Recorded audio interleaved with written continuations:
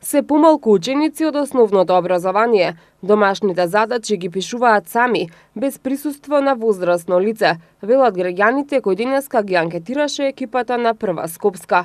Проблемот не само што има влијание врз самодовербата кај учениците кои не се во состојба да ги решат зададените задачи самостојно, туку и финансиски негативно влијае врз домашниот буџет, затоа што голем дел од родителите ангажираат и приватни наставници за дополнителна настава. Сами пишуваат домашна или вие му помагате? Се уште се мали, меѓутоа во тоа што ги има како задача за градинка, му помагам. Така, а дали сте задоволни од програмата за основно образование? Сметате ли дека материјалот им е тежок на децата да учат?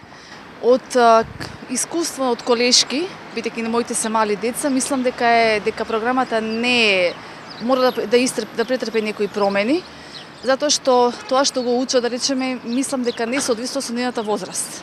Сепак тоа е премногу обемен материјал за дете од пример од 7, 8 или 9 години. Сами ли пишуваат домашна или имаат помош од родители?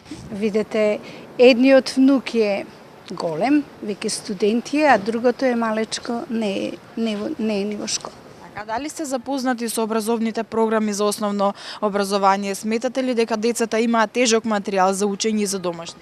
Да, мислам дека е така. Сепак, и покрај обимниот материјал за учење кој според зборовите на најзасегнатите, учениците и нивните родители, е несоодветен за возраста на децата.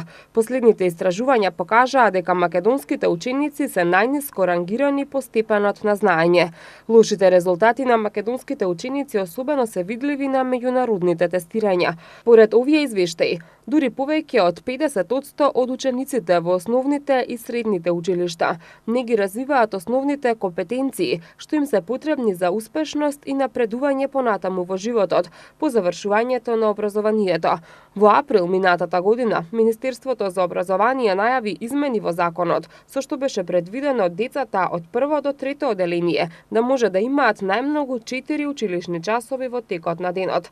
Според законот учениците од четврто до шесто оделение требаше да имаат неделно најмногу 25 часа, а оние од 7 до 9 оделение најмногу до 30 часа.